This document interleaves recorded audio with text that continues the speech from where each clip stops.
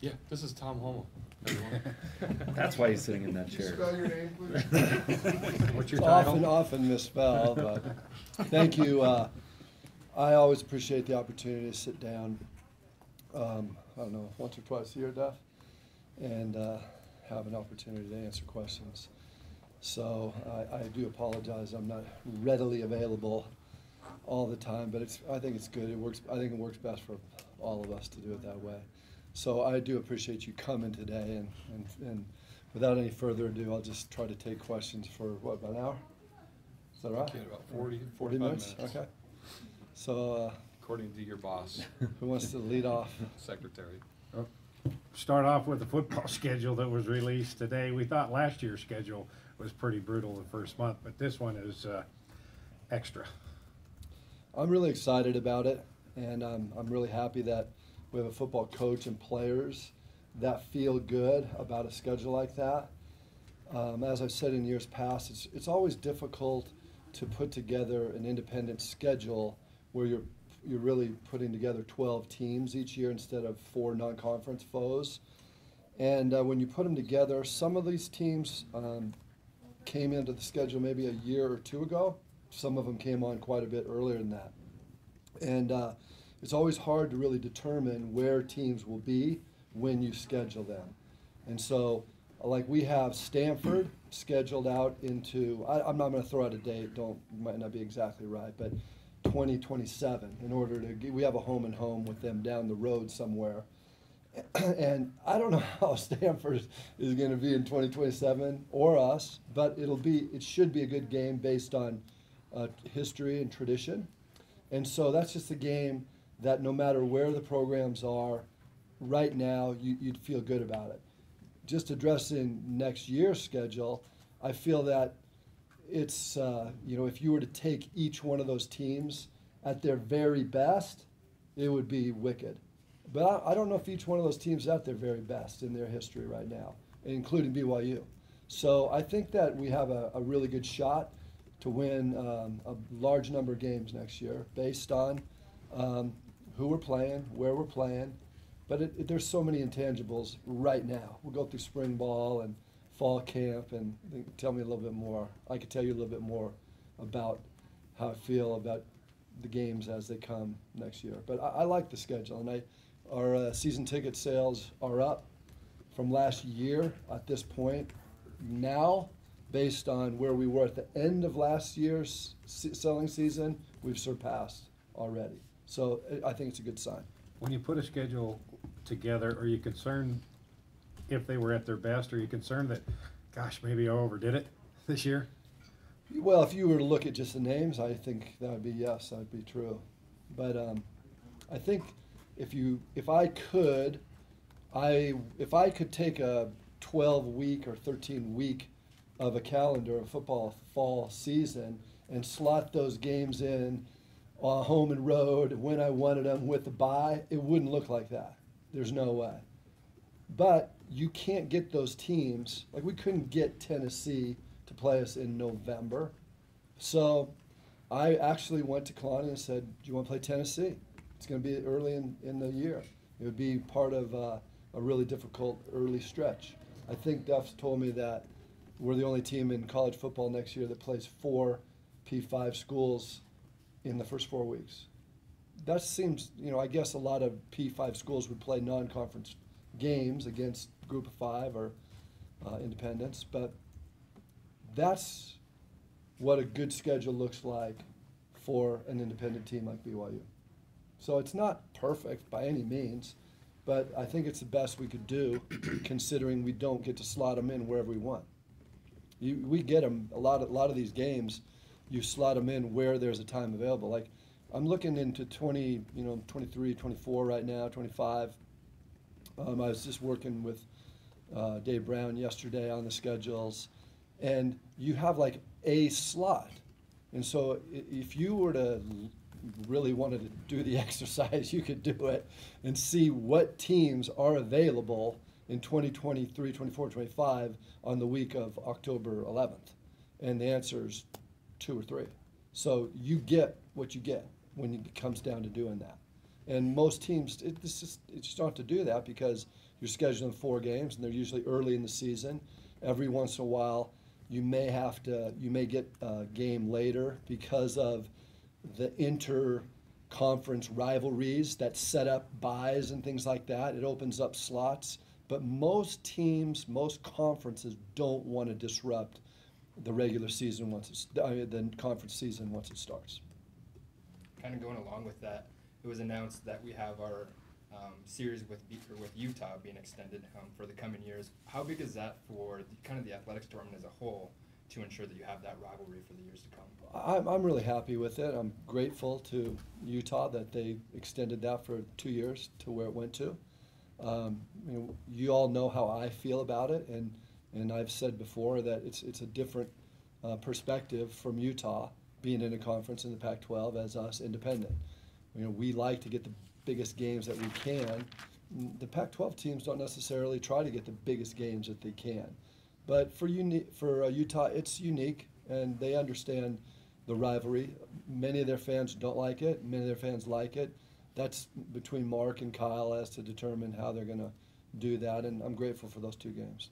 There seems to be a little bit of a frustration on the part of some coaches in football and basketball with the rigorous academic standards. Is there anything that can be done to ease that frustration on behalf of the coaches? I don't know if you can do it on behalf of the coaches. I think the coaches may say things publicly or privately in public, if that makes sense. But our coaches understand what BYU is all about. When coaches come to BYU and they take the job, they realize that there are academic standards. I would say, based on my knowledge of other schools and other ADs that I talk to, my peers, that it's not too dissimilar. There are some schools where the academics will drop their standards for athletes. You have to understand that at BYU, the admission standard is extremely high. It's already been lowered to admit a number of student athletes in most of our programs. So it's not like we're living up to the academic standard of our school. It's an extraordinary school with great standards. I'm grateful that they give us the opportunity to bring in kids that are below a certain level. So we go to great lengths, I do as an administrator, to work with our admissions and our central administration to try to put together teams and recruiting classes that would fit BYU. And if you were to sit all the coaches on my staff in this room, they would agree when they're looking at me that we do that we work on trying to get the fit. I have to state, and maybe Patrick, this is what you might be bringing up, that last year there was an individual that didn't get accepted into school based on our admissions policy. It was stated before that, before it came to that there would be requirements that had to be met that weren't. It hadn't happened prior to last year, but it did, and it didn't happen this year. So we were able, in this class, to be able to get the student athletes that we recruited. Now, our coaches will recruit student athletes probably to a higher standard. It would be extraordinarily hard for me to turn away a 5-star recruit that was a lower academic standard, but I would get on the table and stand on my head to get a 5-star athlete in. But I wouldn't do that to get to lower a standard at BYU if it wasn't a great fit for a 2-star. And our coaches understand that. They fully understand. So when you say that there's a standard for the university, a standard for the athletics, is that across the board athletes, or is it a certain number that can get in below the standard of the university? It's a good question. It's a fair question, and the answer is yes. That we have kind of a little bit of both. Certain of our sports have more athletes that are recruitable and signable, so we have a little bit more room in those sports, and typically those sports are the ones that may reach a little bit more. I'm content with that. If there is an individual, I've fought for them. and I will continue to fight for them. So I don't think that we can say, like some people have addressed it that way. I don't think it's a fair assessment of how closely we work with our admissions program. And what I would say is, I mean, I've had the opportunity to be at Stanford and Cal, and they're two really great institutions, but it was very similar to that, and could name dozens of others that would be almost exactly like ours. Does team GPAs reflect in how much leeway the teams may have? I don't know if it's necessarily GPA. I think even the NCAA gets away from GPA as far as the APR. Yeah. But I think it's more with graduation rates and how the kids that you bring in, are they graduating? Are they having success? Are they staying eligible through the course of their matriculation? And I think that's a fair assessment. And I think our coaches, our academic staff, and admissions has really collaborated to get to a point where we all understand. But Patrick, I've done this. I've played, I've coached, I've been an administrator. If there's a kid out there that you really, really want, and he or she would be an exception, I'm going to fight for him. Mm-hmm. Kalani is signed through 2020. Is there any update on a possible extension? I think people are creating something that they're asking questions where we just typically, historically, I've been here 14 years, if you go back and look at the way we've done it, is we have a kind of a plan, a process that we go through, and this isn't his last year, and we've rarely gone into the last year of a contract, and it's not his last year. So he has more than 1 year left on his contract. I've spoken with Kalani before it even came up, just to make sure. We talk all the time. I don't know, I can't say we talk every day, but it's my attempt to talk every day. We talk about all kinds of things. So I know exactly where he stands. He knows exactly where I stand. And we don't really, we don't talk about it. It externally might have forced the issue where I've gone to him and looked him in the eye and said, "How you doing, brother?" And he goes, "I'm doing fine." And I'm saying, "Look, great, let's play ball." So I think it's a situation that is created outside, and I understand the reasons, but it's not an issue. How happy were you with the progress from 2017? Very. We made progress. It was very good. We had a difficult season the year before, and we made progress. And maybe that's going to be a question that'll come up later, but I'll address it if it does. But certainly, there's many areas to be excited about. There's certain areas that we still need to continue to show growth and development, and we're working on those right now. When you're looking at contract renewals and things like that, when you're evaluating the coaches, how much emphasis do you put into on-field or on-court performance compared to the academic sides, the personal sides, the development of kids as individuals? I think that's the biggest part. I mean, they're student athletes, and we have processes and things in place that take care of and advance the student athletes in areas off the court, off the field, out of the pool. But look, I'm a coach. I'm a player. I like kids and teams that are chasing championships. I want them to be as good as they can in their sport, and so do they. Our kids want that, and so that's a huge factor. That's a big part of the evaluation, and I have my finger on the pulse of each one of our teams and each one of our coaches, and week to week and game to game, I'm aware of the things that you guys are writing about. I'm aware of the things that our fans are talking about. A lot of times, I'm made aware of that by our coaches, where I wouldn't really even know some of the details because the inner circle of a team, which I'm well aware of, does not include the athletic director sometimes. But my job and my responsibility is to have my pulse on that. So it seems silly to think when people say that I don't care. It's funny. It's silly because I care. And I care for our student athletes. I care for what their goals and their dreams and what they want to achieve. I care for our coaches. but I most importantly care for our programs, because there's going to be a day when I'm not in charge of our programs. So when I am in charge of our programs, I need to do everything I can to lead and to direct. But I'm not the coach. I'm not the player. I have a role, and it's a significant role.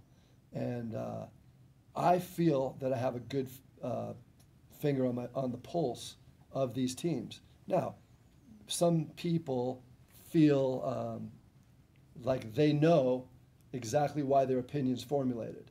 And I know exactly why my opinion's formulated on teams and players and coaches and strategy and all that. And I take all of that into consideration. And those are the things that go into my decisions on how I speak with the coaches, how I talk with the players, how I encourage, how I direct, how I lead, how I counsel, all those things. And those things are occurring all the time. So it's not like I have 1 or 2 or 3 entry spots during the course of the year where I might evaluate. I'm always evaluating, and I don't think that that's rare. I think most ADs, I would hope most ADs, are in a constant position of evaluation. I think an example would be our women's volleyball team. They were 31-2, and I spoke a lot with Heather about her team and her evaluations, and there were issues, believe it or not, with a team like that. They had a number of issues that came up through the course of the year. I am not involved in the middle of that. I'm not involved in the intricacies of that, but I stand a short distance away, observe, and try to counsel and help all the time. Doesn't matter if it's football, baseball, women's gymnastic, soccer. Football and basketball is bread and butter. That's what we do. That's our revenue stream sports. I get it. I understand totally what the importance of those programs. Well aware of it, and I know what the issues are. I know what the discussions are, and I think it's important for me to look at the radar, but not have rabbit ears. I can't have rabbit ears. You can't have rabbit ears as an AD, or you'd lose your mind. Who makes the decision in regards to an extension? Is that you or Warren? It's me. No, I have counselors, and I confide in some dear, close confidants that may not be here, because sometimes when you're in the midst of the battle, you might not see things. So I have a close number of really close confidants that I counsel with. You mentioned Dave Brown earlier. Is he still working at ESPN, and is he kind of going to be the point man for possibly a Dave does extension? not. He no longer works at ESPN, hasn't for a couple of years, but he owns a company, started a company called Gridiron, which is the #1 football scheduling resource guru in the country. He talks to every coach, every AD, all the time, and there's no one that can compare. What's the timeline for a ESPN contract extension, the framework for that? We've been discussing that. We're in an option year right now, and we are in discussions right now. Going back to the schedule, instead of bringing a McNeese State or Toledo or going across country to play UMass, it seems like it'd be less expensive to try to get Weber on an annual basis, local, less expensive, and a quality opponent. Why not Weber on a more of an annual basis? Yeah, I think it's a good question. I mean, Jerry Bovee and I are really good friends. Maybe one of my closest friends in the business, and we've played him once. But I don't have anything against playing him. We try to play the local. We've played Idaho State. Yeah. Idaho State has actually made it very easy for us to play them, which I appreciate. They've saved us a couple times and moved a couple games, and in response, we've given them extra games. They have been a great benefit to us, and that's just good business. I appreciate the fact that they've bailed us out a couple times, and I'll scratch their back a little bit for that. We have played Southern Utah. We played Weber. We would play teams locally and regionally, especially in the state, if we can, when we can, if it makes good sense. That's not all the time that Weber can play us. What about Dixie State? Are you in contact with them? Yeah, I mean, I have been in contact with them because they're going to Division I, and that's another example of a Utah school now at Division I that would be looking for games. Do you think that will take It place would early? be nice. I mean, I'll take a look at it and make it happen. What's How's your the rea- appeal process going with the NCAA sanctions with the basketball program? You know, we're just waiting our time and the appeal process. I'm glad that we have it, looking forward to it. It's like kind of a long process where not a lot is occurring at this time, but we're waiting for the time where we'll have our voice, and I feel really good about where it is and what will happen at that time. How unfair did you think the vacation of the winds were? You know, that was the main thing, that the vacation of wins didn't feel like it was an accurate adjudication of based on the details of the case, and that's the appeal. I think everybody understands that, and it's a really good process, and I feel good that we'll have that opportunity. Did you get a lot of response from when they came down? And there's a lot of stuff going on. I don't know what type of interaction you had on that subject. Yeah, you know, I'd rather not get into the details of everything about it and who liked it and who didn't, but you know, I think as we prepared our appeal, it was important to know what other people felt about the appeal and the peers that are in it. And there are other schools that have been in similar situations and there's similar cases, and we counseled and researched and did the best we could to see that. So we got some feedback, yeah, sure. Why'd you What's the extend Dave? timeline? It'll come sometime in 2019. Okay, that's fair. You know, I hope. Yeah. It's probably a scheduled, question but, for them. you know, it's a long, it's not that so much the process, but the scheduling and the way it works and putting together the appeals panel and all that it's not easy. It's membership driven, and so you have to get the people together in a room. They have a number of cases. They spread them out over time because they're not full-time appeal committee members. Well, they are, but they don't do it full-time. So it's we have to respect the process that they've set up, and it feels good right now. You went ahead and extended Dave Rose. How come? What was the process? It's thinking? felt at the time it was the right thing to do. Like I said in my earlier explanation, there are factors that come into play based on a number of issues, and taking all those things into consideration, some may be more important than others at the time. That was important for me. I think, you know, right now they're a team that struggled on the road early, and they're playing good ball right now, and we have a chance to see them play tomorrow night against Gonzaga, who's I think only 4 now. 4, yeah. You know, 4, and that'll be a measure to see playing a great team like that how we do, and you know, I like the resiliency in the last number of games against them. Play great at home, and I'm hoping that things continue. The football program currently has an opening on the staff, offensive line coach. How involved are you with positional coaches? I'm a counselor. This is Kalani's hire, and he'll work with his particularly offensive coordinator, Jeff Grimes, but the staff. But Kalani and I have spoken a number of times. There's ideas that they have, and I'm not trying to poke holes in ideas, but he'll throw some things by me, and I appreciate the fact that he seeks my counsel, and I will not make this decision. I try not to influence and give him a nudge or a wink, but I think that it's really important that they make the decision and not me. They're the ones that are going to be in there every single day and have to have that unity and camaraderie and trust and faith, and I'm just excited to see how it goes. It's a very important hire, critical spot, and I like the people that are making the decisions. Tom, what was it like seeing the growth of Zach Wilson over those few months, culminating with the bowl win? It was very good. I think that a lot of people that had seen him in high school maybe, and then seen him early, seen maybe through camp, saw that potential. And initially, we couldn't see it all for a number of reasons. It's another thing where a lot of people had opinions on why it didn't happen when it did. But I was glad to see that it did catch on. He did catch on and had a lot to offer and added a lot to our team. And I think the future is really bright for him, how he plugs into our team in this fall camp and this next season.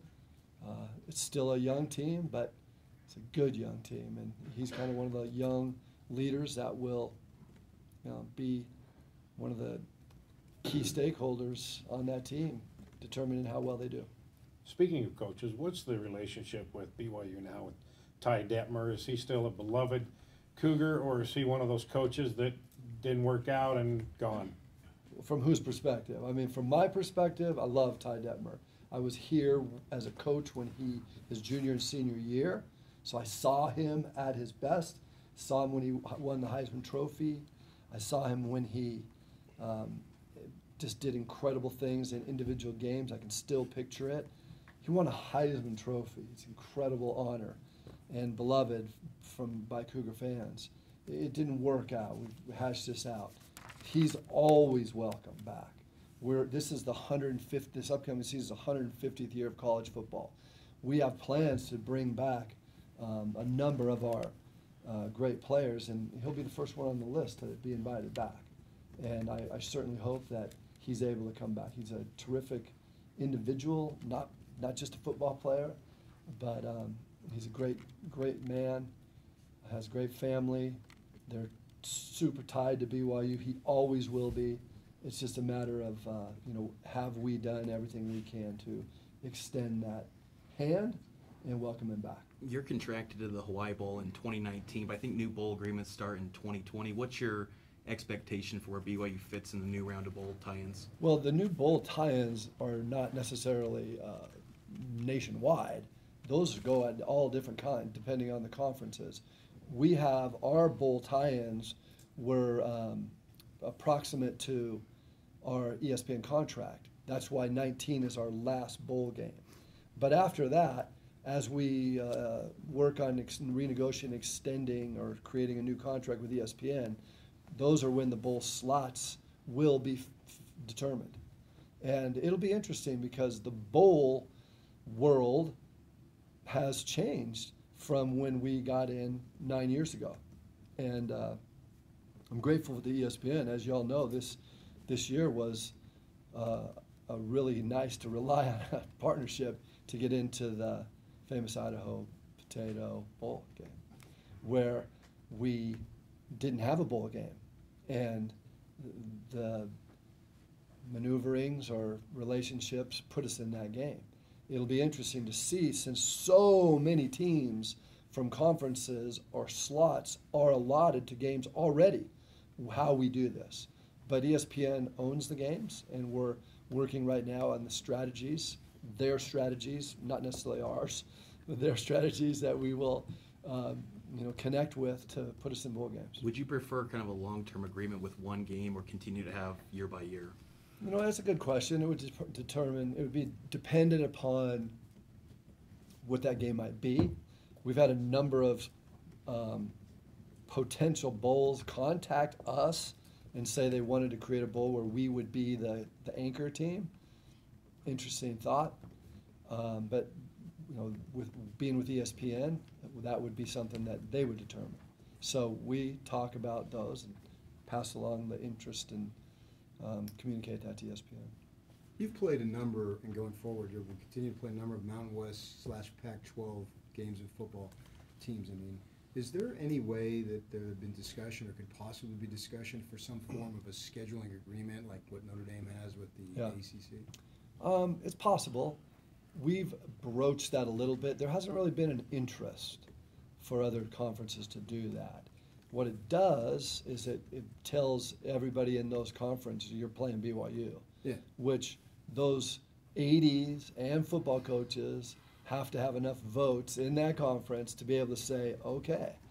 I think Notre Dame, I think the Pac-12 would do a scheduling agreement with Notre Dame. Notre Dame's Notre Dame. So I don't know how many, there's a handful of teams that you could name that they would do it, but they're all locked in.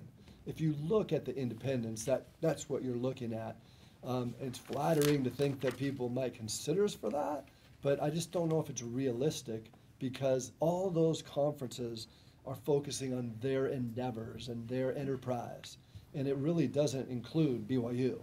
And some of them thought about it, but they can't get enough teams that would want to play.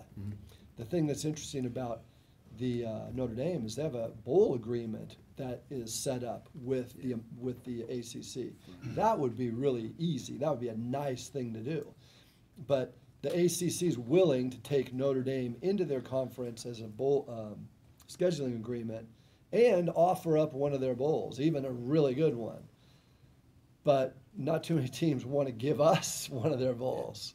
And I understand it. I totally understand it. And, you know, if somebody came to us with a really good proposal, we would look at it. Something, since the Bulls are involved, it would involve ESPN. This may be far-fetched, but on those same lines, with ESPN owning the Bulls and owning the money, is there any chance there could be a bowl game in Utah at Rio Tinto, or with Dixie State going to Division I?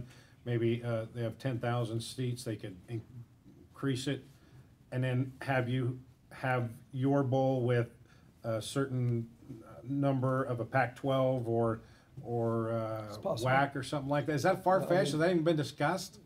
I mean, like I said, there have been a number of individuals that have contacted us about that very thing, not necessarily in the state of Utah, but in other places. And we kind of push that to ESPN at this point in time and say, hey, look, you want to take a look at this? And, you know, they're the bowl. There's bowls that are traditional games that are owned and operated by municipalities or, you know, I don't know, organizations. And then there's ESPN, which owns a number of the bowls. That's the way it is right now for bowl games. And it's morphed in the last, 9 years since we've been in this bowl agreement. BYU, I shouldn't say BYU. BYU as part of the WAC started the Fiesta Bowl. BYU as part of the WAC started the Holiday Bowl. BYU as part of the Mountain West Conference started the Las Vegas Bowl. So could BYU as an independent start a bowl? It's feasible. Could happen. But I'm not hiding. I'm not trying to be cryptic. It's possible. But could you see a bowl game in Utah? I don't know. I mean, maybe I'd rather be in Miami Beach or LA or something like that. Yeah, okay, all right. I got you.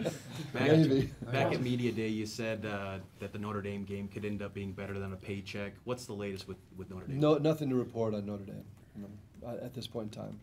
Notre Dame's AD Jack Swarbrick expressed interest to get a 13th game, kind of a 13th data point. Could BYU factor into that kind of a independent, like, championship game, if you will? No, they wouldn't do that.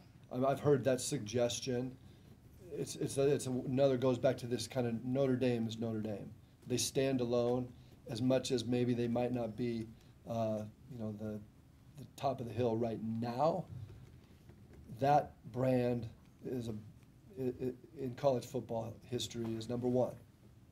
Maybe not right now, but the residual will last for a long time. And I respect that, and that's why I can't force an issue with that. They have a lot of strength, but we do have contracts, and we'll do everything we can to come up with a good resolution. Could you speak to Gonzaga and maybe yourselves as far as how the new scheduling agreement is going with basketball conference, how they backed off a couple of conference games? What's your particular question? Well, I'm wondering, Gonzaga seemed to be the driver behind it, and I was just wondering if they're comfortable with the way things are. We know that the game on with Santa Clara and game was over about 2 minutes into it because they sent a message both times. I'm just wondering how pleased they are with what they asked for and what they got. Even if you're able to speak to it. Yeah, I will. I'll do the best I can. I haven't really spoken to them after, but there was a lot of conversation leading up to it. And we were one of the people that, BYU, that we would be in the same side of the discussion. Right. And obviously there had to be a number of schools in our conference that would agree to those terms in order to get a vote of majority to turn that. It basically comes down to, like, being on the basketball, I'm not on it anymore, but the last 4 years, to see teams that were not in P5 conference, P6 conferences for basketball, that would win games and drop in the RPI, which is now the net. Yeah. And it was killing our conference. And where you're slotted in your seed has everything to do with how you advance. Mm-hmm. Right. And so that's not hard to figure out, but there were a lot of possibilities and suggestions and opinions. What we settled on was not having our number one team play the two least, the two lowest RPI teams. I'm gonna say RPI. Y'all know net? Okay, net teams. And so this year, they don't have to play those, so they're not going to drop spots.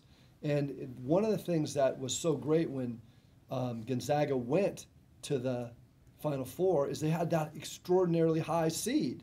But if you end up with a 3 seed instead of a 1, you're in trouble. That was, if you look at our women's volleyball team, we were either going to be a 4, which is a number 1 seed, or a 5, which is a number 2 seed. That made all the difference in the world because we got Texas here. Now the NCAA tournament is neutral, but it's the same strength and power in who you're playing. So I would say, PK, that they would be happy with that. The rest, they have to control their own destiny by how they play, but that in our conference has helped.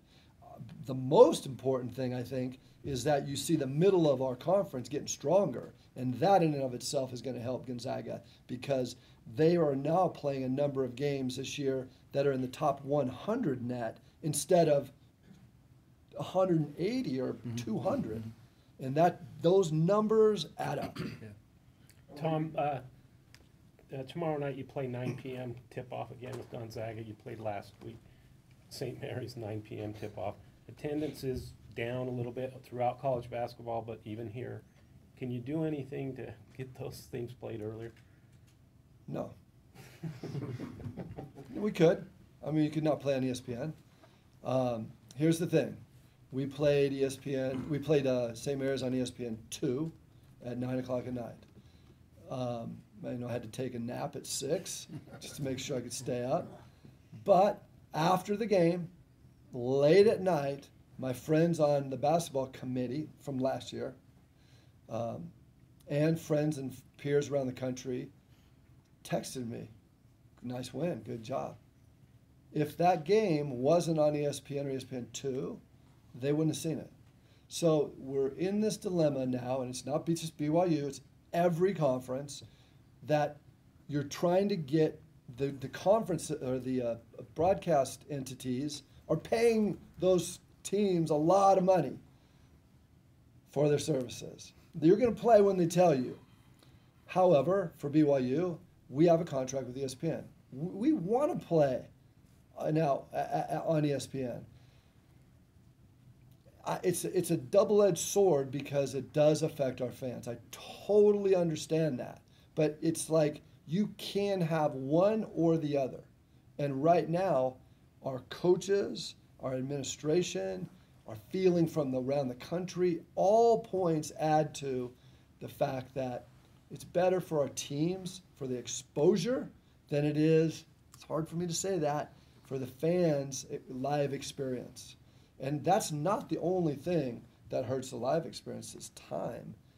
But there's other factors too, in that we put every game on TV, thanks to BYU TV. I like that. BYU, this goes to the argument of BYU Cougar Nation around the nation and the world can see every single game. But not because they can see them all on their big screen or their computer on their sofa, they don't all come to the games. Same thing is true for Alabama football. There's people in big-time programs, football, basketball, they're going to have a little bit of diminishing returns when it comes to attendance. And we have to, I don't want to say we want to live with it, but we have to understand it, own it. And I'll give you an example. One of the things we've done with football is we spent millions of dollars putting in a DAS system, which is the cellular system, and the Wi-Fi system, so that people will come to the stadium and have their phones and have their connectivity. And one of the big areas is our students. That was diminishing. You can say it's because of our play, our record, the teams, the time. Yes, yes, yes, yes, yes, all those factors. But one of the factors was I couldn't get connected. Now they can. So we're going to do everything we can to erase or sharpen the event as the game as an event. And it's not a BYU thing. Everybody has to try to do that. Hospitality, amenities, facilities, all of those are factors, and many, many more. Along those same lines with amenities and facilities, one of the trends it seems out west is kind of downsizing football stadiums to bring in more premium seating. You did that with the Marriott Center, downsizing capacity. Any talks of ever doing something like that, big picture, with the football stadium? There's discussions that are current about hospitality, but not downsizing. I mean, I think that we could do some things with hospitality at the stadium that would be in addition to, but I think that our stadium's about the right size. Right now we're not filling it, but we did for years, and my intention is to get a team that will attract, and in spite of all the things we've talked about, the exceptions or reasons why people won't come, that we would fill it up. And I think that our number's just about right. And how critical is it tickets sold for football games, men's basketball, to your revenue streams for each year? Very important. Can't have one of these without asking about the possibility of joining a football conference. Any change in philosophy, desire? 42 minutes in. Opportunity, any change? I really, as you have told, you guys are the media, you know publicly, every once in a blue moon, someone gets a wild hair and just wants to bring it up and say something about it. It doesn't surprise me. I kind of like it. I like the fact that it gets brought up every once in a while. But it really, really, really comes down to a few of the big-time movers and shakers and what they want to do. So it's not so much about what I get. I actually get mailers from people across the country with, here's the solution that is going to solve everybody's problem. I think it's cool that people are thinking about that. Unrealistic, not even close to possible, but they spend a lot of time on it. But it really comes down to, some of the schools at the top of the conferences determining what they're going to do, where they want to be, and what they see their future like. It's not different than society. It's a market. It's a market-driven organization. How big is, we've touched on this before, but how big is success in that equation? Because, BYU obviously has a national fan base. They show up even when the team's struggling. and yet we haven't had for a very long time a team that's gone through October with a lot of national buzz. I think it's really important. Like I said, we've gone through a period of time where things changed around us. We changed. I changed. We're independent. All those were decisions that were made to adapt to the change that was going on around us. I get a kick out of people that think that it's 1984. It's not. Things have changed so dramatically, and we're living in 2019 with a vision to 2023 and 24, which if you think you can predict, I'd like to have your written predictions at the end of the day about what it's going to look like in 2024, 23, when teams or conferences make decisions on broadcast rights agreements. That's what it's all about. We don't know. So you can only predict, adapt, change, try to find the fissures that bring you up and forward. And you make decisions that sometimes take you back and before you go forward. And obviously, I'm not making decisions purposefully to go back, but some of them have taken us in a different direction than we would have thought. There's factors. It would have been really interesting to see how BYU football would have done with a healthy Taysom Hill for 4 years. But it didn't happen.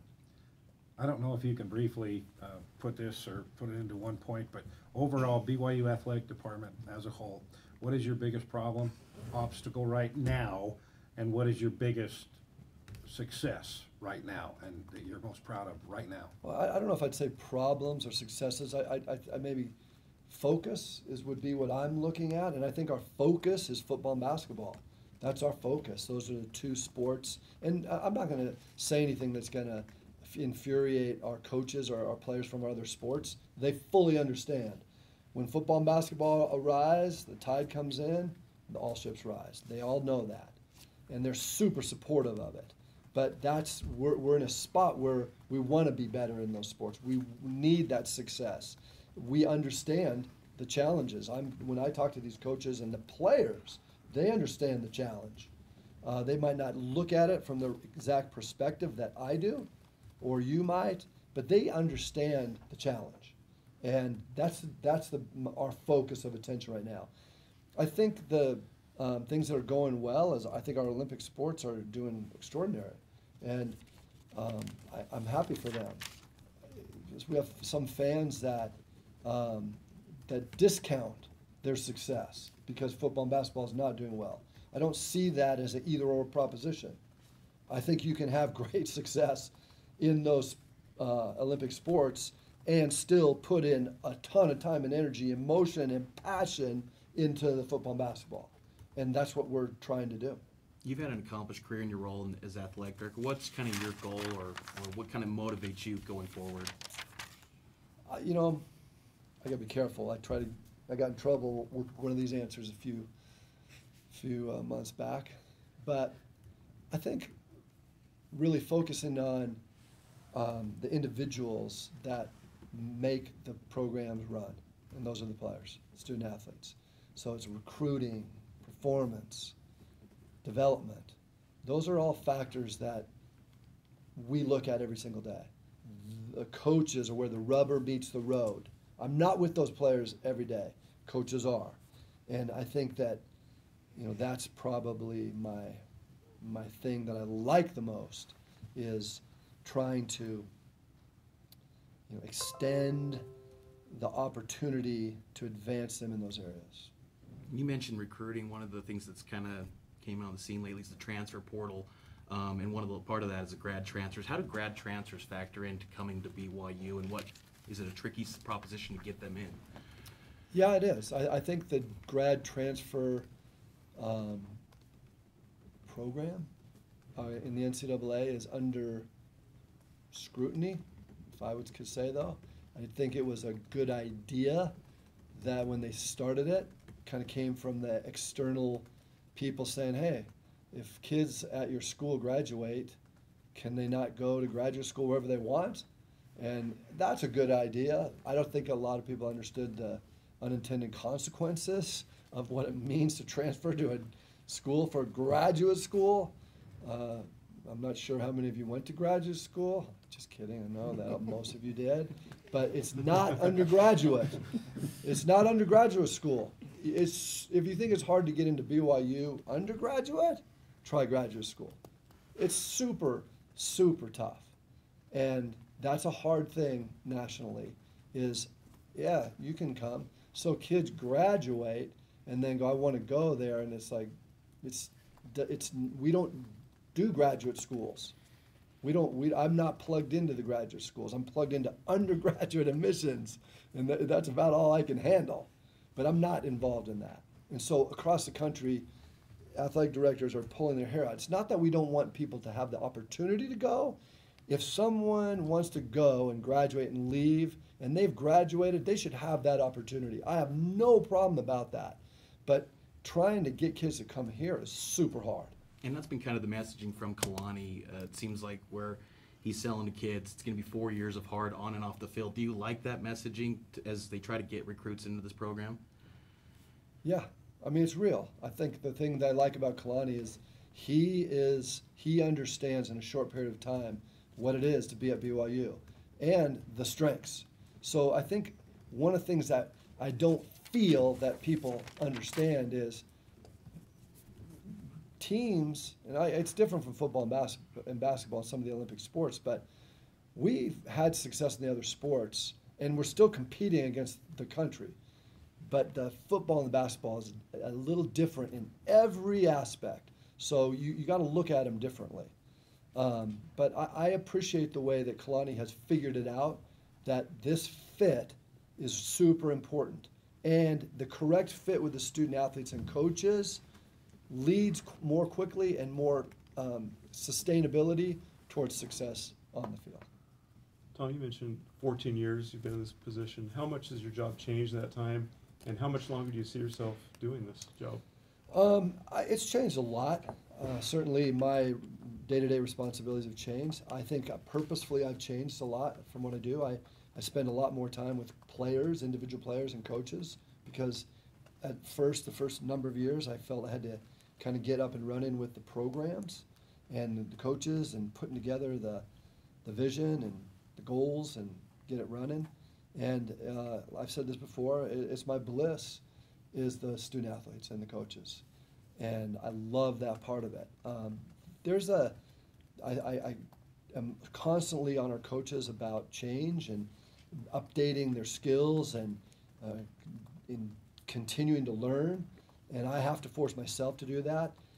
There's a time where I'm getting older where it'll be best for me to pass the baton, and I want to do that. I don't want to drop the baton and have someone scramble and pick it up.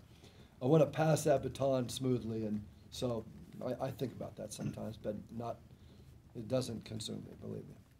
Right, we probably have time for one more question, Back maybe to two. back to transfers. Riley Burt, is he gone? Is he transferred? Has he left school? What can you tell us and update him about him? I don't think so. I think his purpose is to come here and graduate, so he hasn't left school. Great kid, fun to be around, exciting to watch. He has he's made decisions for his future that I'm supportive of. So I wish him luck, and wherever he goes, someone's going to get a player. I think he'll find a place that will be more in tune for the things that he wants, and I think it'll be great. What's the pitch that you give to donors about continuing to pump in money to BYU athletics moving forward? What's the pitch? I mean, I think it's not really a pitch. I just kind of speak from my heart that when I came here in 1978, it was amazing to me how people were connected to the school. When we went and played on the road, there were so many people that came to our games, but not very many people came to see their team play when they played at BYU. And I figured that out early. Came back as a coach, and it was more and more intense. And then I come back as an AD, and 14 years later, the intensity of the devotion and of the committed fans is amazing. It's not hard to connect to BYU amidst what some people say. Some people get frustrated, and I actually like it when people send me letters saying, I'm not coming to any more games for a year. And I like that. I like it when they get hot and they're passionate. I'd rather do that than be apathy. And that's, what you kind of guard against is that. But our donors have been tremendous. We're not in P5 money, but we're competing with P5 schools very well. And it's not all about the money, that's what I'm saying, but our supporters see that. What they believe in and the reason they give is because of the kids. They love our kids, they love what they stand for, they love how they represent, they love how they compete, and it's why I'm here. It's why they give. It's why people keep coming. And if there's a lull or a drag in what's going on in sports, it's what keeps them coming back. And there will be ups and downs. I mean, I've watching games on TV that are not even BYU, and I'll go turn it off because I'm so disgusted. That's not even my teams. I love it that people are passionate about what we do. If we don't have passion, we're in deep trouble. And I really love the fact that our fans are passionate. All right. You got the Super Bowl.